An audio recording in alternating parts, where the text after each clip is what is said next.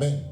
Et qu'à la place de l'inquiétude, une certitude et une ferme assurance prennent place dans ta vie. Amen.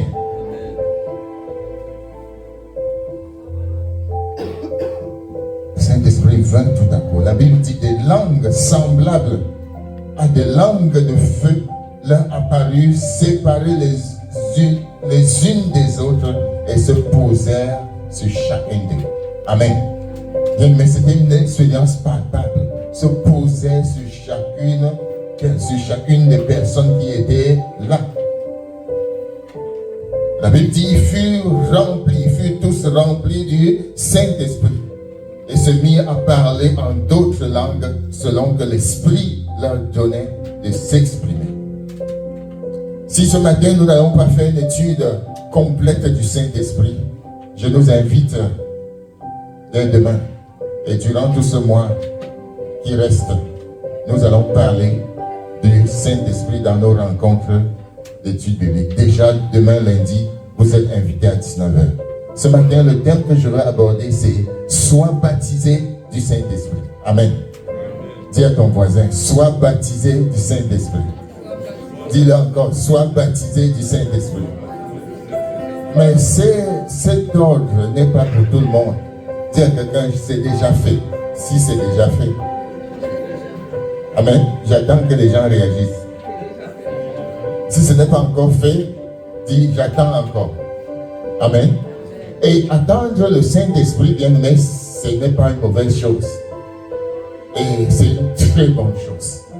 Car le Saint-Esprit nous est donné pour que nous puissions faire la volonté de Dieu. Sans le Saint-Esprit, tu ne peux pas véritablement servir Dieu. On peut servir Dieu avec sa propre volonté. On peut servir Dieu avec son propre intelligence. On peut servir Dieu avec ses propres conceptions de Dieu et tout. Mais lorsque tu sers le Dieu vivant avec le Saint-Esprit, bien aimé, il y a une différence. Amen. Il y a une différence. Ta vie va prendre une autre tournure. C'est pourquoi l'apôtre Paul a dit, marchez par l'Esprit et vous n'accomplirez pas les œuvres de la chair. Car si nous vivons par l'Esprit, marchons aussi selon l'Esprit. Amen. Et dans ce moment-ci, quelque chose s'est passé de très fondamental. Ils étaient tous réunis dans une salle pareille à celle-ci. Et ils étaient là ce jour. Et le Saint-Esprit est venu se poser sur chacun d'eux. Le Saint-Esprit est venu remplir chacun d'eux. Je suis presque certain que chacun attendait un moment comme celui-ci. Bien-aimé, quand nous nous attendons à la manifestation de la présence de Dieu, Dieu va se manifester. Amen. C'est pourquoi lorsque nous marchons en tant que chrétiens, nous devons nous attendre à ce que Dieu fasse ce qu'il a promis. Amen. C'est très important pour un enfant de Dieu de marcher dans l'expectative, dans l'attente. Nous ne devons pas simplement vivre, mais nous devons vivre dans l'attente. Vivre dans l'attente que Dieu nous visite, vivre dans l'attente que Jésus revient bientôt. Amen. C'est cette attente-là qui fait notre espérance. Bien-aimé, le Seigneur a accompli sa promesse. Et cette promesse était donnée dans Actes chapitre 1, le verset 8. Mais vous recevrez une puissance, le Saint-Esprit survenant sur vous, et vous serez mes témoins. Amen. Dieu dit, et la chose s'accomplit. Le Seigneur fait la promesse, et la promesse s'est accomplie. Nous sommes dans Acte 2, et nous voyons clairement que ils étaient là, et ils étaient chrétiens, mais il y avait quelque chose qui manquait. Ils n'étaient pas baptisés du Saint-Esprit. Mais ce jour-là, le jour de la Pentecôte, Pentecôte veut dire quoi? 50 jours après. Amen. Après la résurrection. Et Dieu a accompli sa promesse. Et s'il a accompli sa promesse, il veut que chacun de nous expérimente l'effusion du Saint-Esprit. Bien-aimé, as-tu reçu le Saint-Esprit? As-tu eu la touche du Saint-Esprit? Ce matin, j'aimerais t'encourager. Même si tu as déjà eu à recevoir ou à être baptisé du Saint-Esprit, c'est une expérience qui se renouvelle. Amen. C'est une expérience qui se renouvelle. Et nous le voyons dans la parole de Dieu à plusieurs égards. Mais ce dont je veux parler ce matin, c'est vraiment nous encourager à laisser le Saint-Esprit faire son œuvre dans nos vies. Sois baptisé du Saint-Esprit et tu connaîtras la différence dans ton ministère, dans ta vie. Laisse le Saint-Esprit te baptiser et tu seras un homme spirituel. Amen. Vous savez qu'il y a les hommes animaux, les hommes charnels et les hommes spirituels. Amen. Mais Dieu veut que nous soyons des hommes spirituels. Parce que l'homme spirituel juge de tout. Amen. L'homme spirituel comprend les choses de Dieu. L'homme spirituel ne force pas le service, mais il est entraîné par le Saint-Esprit. Sois baptisé du Saint-Esprit. Le deuxième passage que nous avons vu nous montre un Père qui est bon et un Père qui donne. Ce matin, je veux parler particulièrement à ceux qui n'ont pas fait l'expérience du baptême du Saint-Esprit. Luc chapitre 11, la Bible nous dit, parlant de cet ami qui est venu, il dit, Jésus priait un jour en un certain lieu. Lorsqu'il eut achevé, un de ses disciples lui dit, Seigneur, enseigne-nous à prier, comme Jean l'a enseigné à ses disciples. Il a dit, quand vous priez, dites, Père, que ton nom soit sanctifié, que ton règne vienne. Donne-nous chaque jour notre pain quotidien. Pardonne-nous nos offenses, car nous aussi nous pardonnons à quiconque nos offenses. Et ne nous induis pas en tentation. Quelqu'un dit Amen. Verset 5, il leur dit encore, si l'un de vous a un ami et qu'il aille le trouver au milieu de la nuit pour lui dire, ami, prête-moi 3 pains. Amen. Il faut bien que quelqu'un ait faim pour aller vers son ami la nuit. Quand un de mes amis est arrivé de voyage chez moi et je n'ai rien à lui offrir, il avait un cœur hospitalier. Il a accueilli quelqu'un, mais il n'avait rien à lui donner. Et il dit, car un de mes amis est arrivé de voyage chez moi et je n'ai rien à lui offrir. Et si de l'intérieur de sa maison, cet ami lui répond, ne m'importune pas, la porte est déjà fermée. Mes enfants et moi sommes au lit, je ne puis me lever pour te donner des pains. Vous, je vous le dis, même s'il ne se levait pas pour les lui donner, parce que c'est son ami, il se lèverait à cause de son importunité, de son insistance, et lui donnerait tout ce dont il a besoin. Et moi, je vous dis, demandez, et l'on vous donnera. Cherchez, et vous trouverez. Frappez, et l'on vous ouvrira. Amen. Bien-aimé, le livre de Luc nous donne clairement le contexte de ce passage, de ce verset que nous connaissons clairement. Nous connaissons le même verset dans Matthieu chapitre 7. Amen. Nous connaissons le même verset dans Matthieu 7, 7, qui dit, demandez et on vous trouverez, frappez et on vous ouvrira. Bien-aimé, dans Matthieu, on n'a pas forcément le contexte. Mais dans Luc, on a le contexte. Que la chose que nous devons demander en tout premier lieu, ce n'est pas une voiture, ce n'est pas une maison, Ce n'est pas des chaussures, mais c'est le Saint-Esprit. Amen. C'est la chose que Dieu donne sans hésitation. Parce que sans le Saint-Esprit, on n'est pas pleinement capable de servir Dieu. Dieu dit donc, et moi je vous dis, demandez et l'on vous donnera. Cherchez et vous trouverez. Frappez et l'on vous ouvrira. Car quiconque demande, reçoit. Celui qui cherche, trouve. Et l'on ouvre à celui qui frappe. Bien-aimé, as-tu reçu le baptême du Saint-Esprit ce matin? La version Parole vivante dit, cherchez, continuez à chercher et vous trouverez. Amen. Si tu n'as pas encore fait cette expérience, la Bible dit, continue à chercher et tu trouveras. Amen. Il dit frapper, version Parole vivante, dit frapper, insistez et l'on vous ouvrira.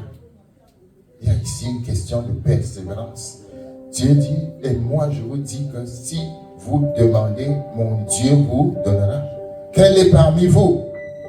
Question importante. Quel est parmi vous le père qui donnera une pierre à son fils?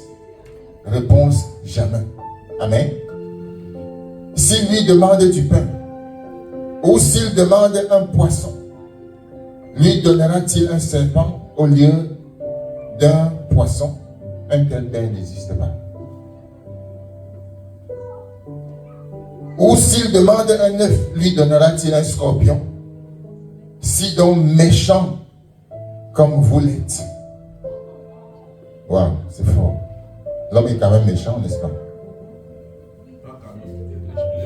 Il est méchant. Sans Christ, il est méchant. Si donc méchant comme vous l'êtes, vous savez donner de bonnes choses à vos enfants, à combien plus forte raison le Père Céleste donnera-t-il le Saint-Esprit à ceux qui le lui demandent? Bien, mais regardons ce passage. Ici, nous pouvons clairement dire que le Seigneur nous invite à la persévérance dans la prière. Amen. Persévérance dans la prière. Et prière pour que le Saint-Esprit en tout premier lieu nous saisisse, nous remplisse, nous équipe. Verset 13 est vraiment parlant. Si donc, méchants comme vous l'êtes, vous savez donner de bonnes choses à vos enfants, à combien plus forte raison, à combien plus le Père Céleste donnera-t-il le Saint-Esprit à ceux qui le lui demandent? Bien-aimés, ici, nous comprenons que c'est facile de recevoir le baptême du Saint-Esprit. Amen. C'est facile de recevoir le baptême du Saint-Esprit si notre cœur est sincère. Amen. Si notre cœur est sincère, nous recevrons le baptême du Saint-Esprit. Ça me rappelle mon expérience avec le Seigneur. Je n'arrivais pas à prier. Nous sommes vers les années 1992-13. J'aimais le Seigneur. Je venais de connaître le Seigneur. Mais je n'arrivais pas à pousser dans la prière. Un jour, je suis allé voir un pasteur. Que Dieu le bénisse et paix à son âme. Je suis allé le voir, j'ai posé la question, mais comment est-ce que je peux faire pour prier? Parce que je n'arrive pas. Moi, je vais également parler en langue. Qu'est-ce que ça veut dire? Il a pris le temps de m'expliquer. Il m'a dit, j'ai dit, est-ce que je dois aller faire 40 jours de jeûne, me sanctifier et tout? Il a dit, non, si tu veux, si tu es sincère, tu es disposé. Dessus. Nous étions dans son bureau et les fenêtres étaient fermées. Et j'étais là dans le bureau et puis il m'a dit commence à louer le Seigneur. Nous avons commencé à louer le Seigneur, et à continuer à louer le Seigneur. Il m'a dit, si tu ressens quelque chose venir, commence à parler selon que tu peux articuler. Bien-aimé, après quelques minutes, dans cette chambre, j'ai senti comme une brise, comme un petit vent qui circulait. Et ma tête était courbée. J'ai cru qu'il s'est levé pour ouvrir les fenêtres ou la porte. Mais non, lui-même il était courbé. Et on priait tous ensemble. Je vous assure, là, il y avait une atmosphère différente. Amen. Il y avait une atmosphère différente. C'était comme, en anglais, c'est peace. C'est mieux dit comme ça. C'était la paix de Dieu qui remplissait le Dieu. Et subitement, j'ai commencé à articuler. Et il a dit, continue, continue, continue. Amen. Continue. Et il s'est levé, il est sorti du bureau. Il m'a laissé dans son bureau, j'ai continué. Quelques temps après, il est revenu. Il m'a dit, tu peux rentrer chez toi. Le Seigneur t'a visité. Mais ne dis pas ça à n'importe qui, parce qu'ils ne vont pas comprendre. Amen. Je suis rentré chez moi. J'ai commencé à parler en langue. Et comme vous savez, le doute a commencé à venir. Est-ce que ces choses-là, c'est vrai? J'ai demandé au Seigneur une confirmation. Amen. Tu as le droit de demander à Dieu une confirmation. Est-ce que c'est vraiment authentique? Est-ce que c'est vrai? Est-ce que ce sont des choses vraies? Et quelques semaines après, nous avions un camp biblique. Il y avait à peu près 100 étudiants dans ce camp biblique-là. Et l'orateur, dont je me souviens toujours, s'est tenu là et parlait. Le thème, c'était la puissance du Saint-Esprit. Il s'est mis à prêcher. Et à un moment donné, la salle fut remplie de la présence de Dieu. Et j'étais là, on était tous ensemble, il y avait des gens à côté, à gauche et à droite. Et je me suis senti rempli à nouveau. J'avais l'impression d'être dans un frigo. Amen. C'est-à-dire, il y avait un frisson sur moi. Et je me suis mis à parler. En fait, j'ai parlé une langue. Et c'était une langue vraiment audible, mais je ne comprenais pas ce que ça voulait dire.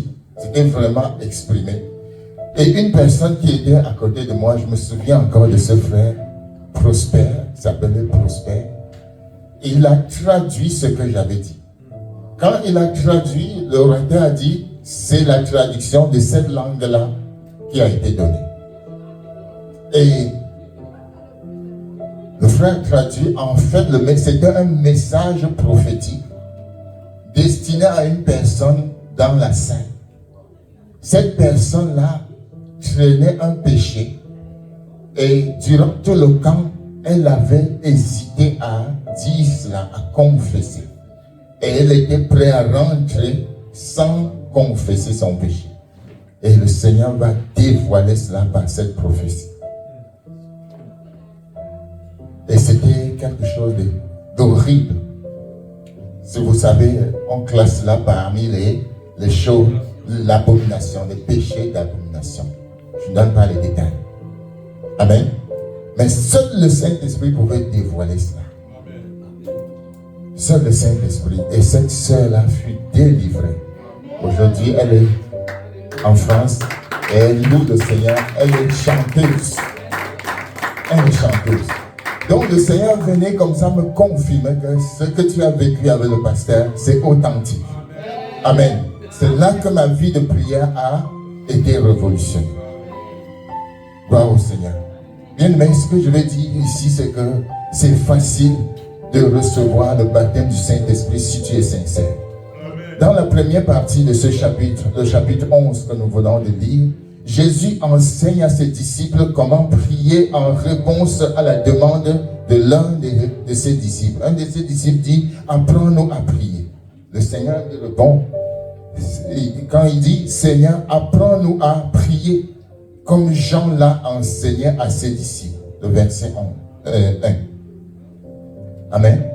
Apprends-nous à à prier, comme Jean l'a fait pour ses disciples. Parfois, bien aimés, nous ratons certaines bénédictions divines parce que nous ne savons pas comment nous approcher du trône de grâce, du trône de Dieu. Nous les ratons. C'est pourquoi Jésus a enseigné à ses disciples comment demander et recevoir le Saint-Esprit. Premièrement, le baptême du Saint-Esprit est reçu dans un contexte de prière. Amen. On s'est souvent posé la question que ça vient autrement, mais c'est reçu dans un contexte de prière. Notons la première chose, le baptême du Saint-Esprit est reçu dans le contexte de prière. Nous le voyons ici. Et nous allons voir l'exemple même avec le Seigneur Jésus. Et personnellement, j'avais pensé qu'après le baptême de Jésus au Jourdain, le Saint-Esprit est venu à lui directement. Mais lorsque nous lisons le livre de Luc, parce que Luc donne toujours des précisions, contrairement à Matthieu, parce que quand nous lisons Matthieu, nous voyons Jésus sorti de l'eau et il descendu sur lui. Donc, beaucoup de gens pensent que c'est après le baptême, le Saint-Esprit descend. Mais lorsque nous allons voir Luc, allons dans Luc chapitre 3, Luc chapitre 3, versets 21 et 22. Luc 3, 21 et 22. Quelqu'un peut nous lire ça rapidement? Oui.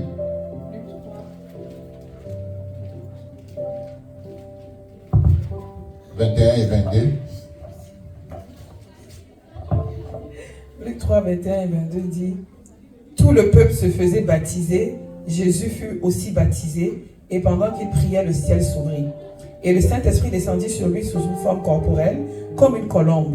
Et une voix fit entendre du ciel ces paroles: tu es mon fils bien-aimé, en toi j'ai mis toute mon affection. Amen. Amen. Alléluia. Bien-aimé, vous voyez? Et pendant qu'il priait, le baptême du Saint-Esprit est reçu dans le...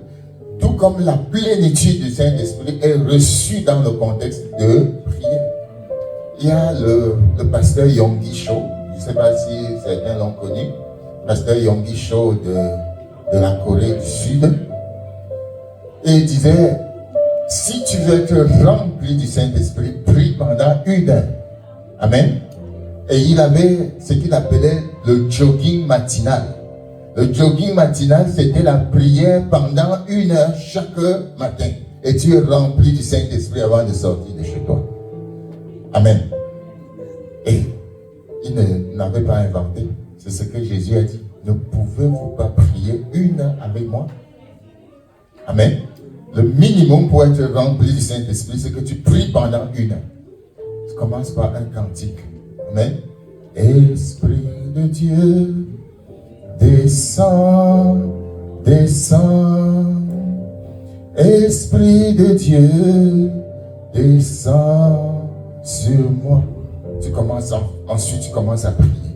Tu vas être rempli du Saint-Esprit automatiquement. Amen. Automatiquement. Bien-aimé, même l'apôtre Paul a reçu le Saint-Esprit dans le même contexte. Allons dans Actes chapitre 9, verset 11 à 12, et puis le verset 17. Verset 11, 12, et puis le verset 17. Acte 9.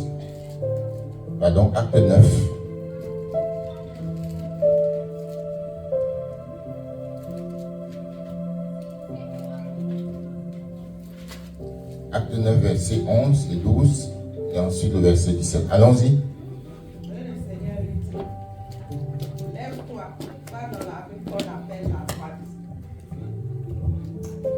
Et le Seigneur lui dit: lève-toi, va dans la rue qu'on appelle la droite, et cherche dans la maison de Judas un nommé Saul de Tarse. Car il prie, et il a vu en vision un homme du nom d'Ananias qui entrait, et qui lui imposait les mains, afin qu'il recouvrât la vue. Merci. Verset 17.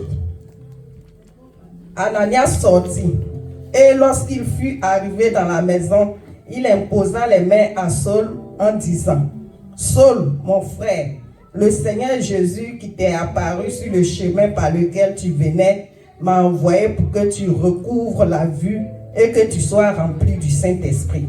Amen. Amen. Baptême du Saint-Esprit reçu dans un contexte de prière. Et les 120 bien-aimés ont prié ensemble dans la chambre haute. C'est pendant qu'ils priaient qu'ils furent remplis du Saint-Esprit. La Bible dit clairement qu'ils étaient là le jour de la Pentecôte. Et ils étaient tous ensemble dans un même lieu, 120 disciples. Et tout à coup, ils n'étaient pas là pour d'autres raisons. Ils n'étaient pas là pour se chicaner. Amen. C'est bon d'être dans un endroit. Ils n'étaient pas là pour du commérage. Car le Saint-Esprit ne visite pas l'endroit où il y a le commérage. L'endroit où il y a la haine. L'endroit où il y a les petits conflits, les rivalités inutiles. Amen. Le Saint-Esprit visite les gens qui ont le cœur à Dieu et qui sont là pour Dieu. Car là où 2 ou 3 sont assemblés en mon nom, je suis au milieu d'eux. Amen. Et les 120 étaient là. Chacun était en train de prier, cherchant Dieu, chercher l'Éternel pendant qu'il se trouve. Ils étaient tous là, décidés à être équipés pour aller annoncer l'Évangile. Et le Saint-Esprit les remplit. Bien-aimés, première chose donc que nous disons, c'est que si tu désires être baptisé dans le Saint-Esprit, engage la clé de la prière. Amen. Engage la clé de la prière. Deuxièmement, si tu désires vraiment être rempli du Saint-Esprit, assure-toi que tu as traité du péché, de tout péché connu dans ta vie. Amen. Car Dieu ne partage pas la maison avec quelqu'un d'autre. Vous êtes le temple du Saint-Esprit. Dieu ne partage pas sa maison avec quelqu'un d'autre. Il faut que nous nous approchions de Dieu. Il faut que nous abandonnions le péché. Confesse les péchés. Confesse les péchés. C'est simple de confesser les péchés. Amen. De dire à Dieu, j'ai raté le but. J'ai désobéi. J'ai fait ce qui était mauvais. Ne résiste pas. Ne dis pas non, je peux m'en sortir. Comme Samson. Samson croyait qu'il pouvait s'en sortir. Parce qu'il croyait qu'une fois que l'onction est sur lui, Dieu ne renonce pas à ses dons. Mais il croyait qu'il va toujours s'en sortir. Jusqu'à ce qu'il réalisa qu'on ne peut pas jouer avec le péché. Donc, il faut traiter avec le péché. Tu n'as pas besoin d'être parfait, c'est vrai, mais tout ce dont tu es conscient dans ta vie qui fait obstacle à la plénitude du Saint-Esprit, mets de côté. Dis avec moi, mets de côté. Amen. Mets de côté. Et le Seigneur va te remplir. Le Seigneur va te remplir. Il y a des gens qui engagent la prière. Ils se mettent à prier, prennent même des programmes de prière, mais ils sont conscients qu'il y a un péché dans leur vie. Ils sont conscients qu'il y a quelque chose dans leur vie. Et ils jouent avec, ils cajolent le péché. Et ils pensent que Dieu les comprend. Dieu ne te comprend pas. Amen. Amen. Dieu ne te comprend pas. Il te comprend lorsque tu le comprends. Amen. Et il dit quoi? Ce que Dieu veut, c'est votre sanctification. Amen. C'est que vous vous départissiez de toutes ces choses-là. Alléluia. Et c'est pourquoi le Saint-Esprit est venu. Parce que par toi-même, tu ne peux pas. Amen. Par toi-même, tu ne peux pas lever. Le péché est trop fort, mon frère. Le péché est trop fort. Mais si tu laisses le Saint-Esprit prendre le devant, la victoire est certaine. Amen. Amen. La victoire est certaine. Jusqu'à ce qu'un homme vienne s'agenouiller devant le Seigneur pour s'humilier et dire, Seigneur, j'abandonne. Il ne peut pas vaincre le péché. Quand tu dis j'abandonne, le Saint-Esprit prend le contrôle. la victoire est assurée. Bien-aimé, ça c'est la deuxième chose. Sois sincère avec Dieu quand tu pries. Sois sincère en confessant tous tes péchés. Car quiconque confesse ses péchés, Dieu est fidèle et juste pour les lui pardonner et pour le purifier. Amen. De toute iniquité. Troisième chose. Approche-toi du trône de la grâce pour demander avec foi. Troisième élément là, la foi. Troisième élément, la foi c'est quoi? C'est une audace. La foi inclut aussi l'humilité. Quand tu viens avec foi, c'est dans un esprit d'humilité. Car c'est la volonté parfaite de Dieu que tu sois baptisé du Saint-Esprit. Donc viens à lui avec foi. Ce matin, Dieu t'appelle de venir à lui avec foi pour être rempli du Saint-Esprit, pour être baptisé de feu. Il y a la dimension de feu que les gens ne connaissent pas du Saint-Esprit. Bien aimé, c'est le feu qui va assainir des fondements. Car tout le monde est posé sur des fondements qui ne glorifient pas Dieu. Et tant que tu n'as pas assaini ces fondements se lèveront pour te combattre. Amen. Fondement hérité de nos pères, hérité de nos ancêtres, tout cela va commander ta vie. Mais quand tu te lèves pour assainir tes fondements, Dieu va agir. Bien-aimé, Dieu ne peut pas mentir. Il dit ça dans sa parole. Marc chapitre, je termine là. Marc chapitre 11, verset 24. Je le lis rapidement pour nous. Marc 11, 24. Nous dit ceci. C'est pourquoi je vous dis, tout ce que vous demanderez en priant, croyez que vous l'avez reçu et vous le verrez s'accomplir. Notre troisième élément, c'est quoi? C'est la foi. Amen. Et le verset dit, tout ce que vous demanderez en priant, croyez la foi. Croyez que vous l'avez reçu. Quelqu'un veut-il prier ce matin? Amen. En priant, crois que le Saint-Esprit vient sur toi. Crois que la puissance de Dieu descend sur toi. En priant ce matin, bien-aimé, et la certitude que le Dieu que nous servons est un Père qui ne peut pas te donner le serpent au lieu du poisson. Parce qu'il est notre Père. Ce qu'il donne est parfait. Tout don parfait descend de Dieu, du Père, en qui il n'y a aucune variation. Attends-toi également à parler en langue. Au fur et à mesure que tu es rempli, tu vas parler en langue. Bien-aimé, pourquoi parler en langue? Parce que la langue permet de parler à Dieu et aux anges. C'est une langue que le diable ne peut pas entendre. Amen. Quand tu veux traiter de certains dossiers, tu n'exprimes pas cela. Mais tu t'exprimes en langue, Dieu t'entend. Alléluia. Et il va résoudre certaines situations, toi-même tu ne vas pas les comprendre. Parce que si tu vas parmi les Espagnols, s'ils veulent te cacher une chose, ils vont parler espagnol. Amen. Et si tu n'entends pas l'espagnol, tu ne peux rien comprendre. Ceux qui sont dans cette dimension avec Dieu, ils commencent à s'exprimer en langue, bien aimés, ils vont vivre des expériences avec Dieu que personne d'autre ne peut vivre. Amen. Cela est ton partage aussi. Tu peux recevoir le baptême du Saint-Esprit. Sois prêt à sortir et à être un témoin. Je termine par là. Lorsque Dieu te remplit, ce n'est pas un diplôme de sainteté.